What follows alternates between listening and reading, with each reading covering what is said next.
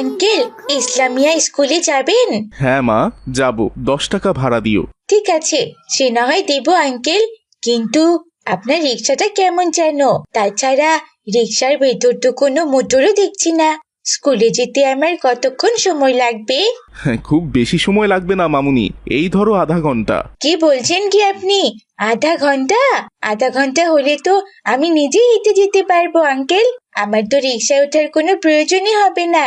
তাছাড়া এত সময় লাগলে তো আমার ক্লাসই শুরু হয়ে যাবে। যাই হোক, আমি অটোতে করে চলে যাব আঙ্কেল। জাযাকাল্লাহু খাইরান। এই বলে মিলি অটোতে করে স্কুলে চলে যায়। আর এদিকে আব্দুল্লাহ অনেক যাত্রী পায়, কিন্তু যখনই তারা শুনে যে আব্দুল্লাহ রিকশায় যেতে অনেক সময় লাগবে, তখনই তারা নেমে যায়। এই তো দেখি ভালোই যন্ত্রণায় পড়লাম। আল্লাহ তাআলার রহমতে কোনোভাবে একটা রিক্সা বানালাম। এখন তো মনে হচ্ছে গাড়িতে একটা মোটর লাগাতেই হবে, নইলে তো আমার রিক্সায় কেউ উঠবে না। দেখি তো কালু ভাইয়ের দোকানে কোনো পুরনো মোটর পাই কিনা।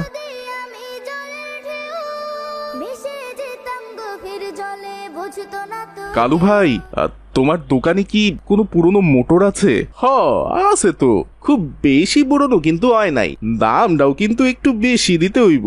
ঠিক আছে ভাই, সে না হয় নিও, কিন্তু আমার কাছে এখন কোনো টাকা নেই। তুমি দয়া করে আমাকে মোটরটা দাও। আসলে আমি কাঠ দিয়ে একটা রিক্সা বানিয়েছি, সেটাতে একটা মোটর লাগালে আমার উপার্জনের একটা পথ হয়ে যাবে ভাই। আমি তোমাকে কথা দিচ্ছি, কয়েকদিনের মধ্যেই তোমার টাকা পরিশোধ করে দিব। ঠিক আছে ঠিক আছে, এটা লইয়া যাও, আর কাল পরশু আইসা আমার 2000 টাকা দিয়া যাইও। এরপর আব্দুল্লাহ সে পুরনো মোটর নিয়ে বাড়িতে যায় আর তার রিকশায় মোটর লাগায়। এরপর রিকশার উপরে অটোর মতো করে কাঠের ছাদ দেয়। এতে করে তার রিকশাটা কিছুটা অটো রিকশার মতো দেখতে হয়। আলহামদুলিল্লাহ, আল্লাহ তাআলার রহমতে আমি একটা কাঠের রিক্সা বানাতে পেরেছি। আল্লাহুম্মা ইন্নী আউযুবিকা মিনাল ফাকরি ওয়াল কিল্লাতি ওয়াল জিল্লাতি ওয়া আউযুবিকা মিন আল আজলিমা আও উজলিমা। এভাবে আব্দুল্লাহ দরিদ্রতা থেকে পানাহ চাওয়ার দোয়া পড়ে আর কাঠের তৈরি রিকশা নিয়ে বেরিয়ে পড়ে।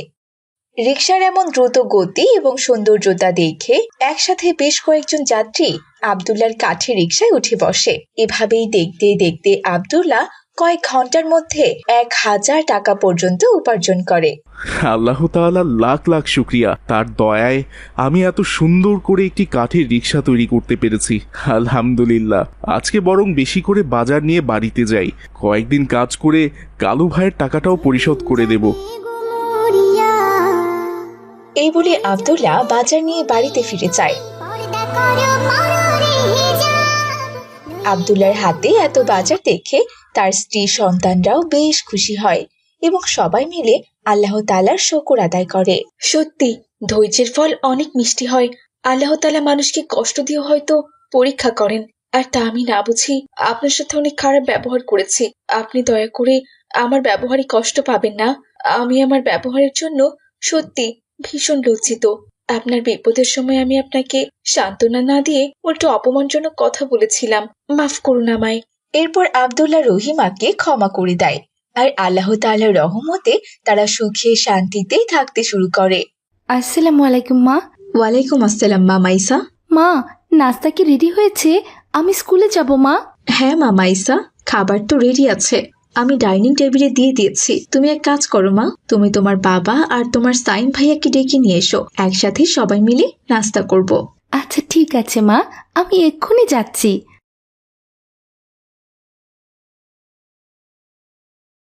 ভাইয়া ভাইয়া, মা খাবার রেডি করেছেন, তুমি জলদি করে খেতে এসো ভাইয়া, স্কুলে যেতে হবে। ঠিক আছে বোন, আমি আসছি। এরপর মাইসা তার বাবাকে ডাকতে গেল। আসসালামু আলাইকুম বাবা। ওয়ালাইকুম আসসালাম মা মাইশা। বাবা, মা খাবার রেডি করছেন, জলদি খেতে আসুন। হ্যাঁ মা মাইশা, চলো।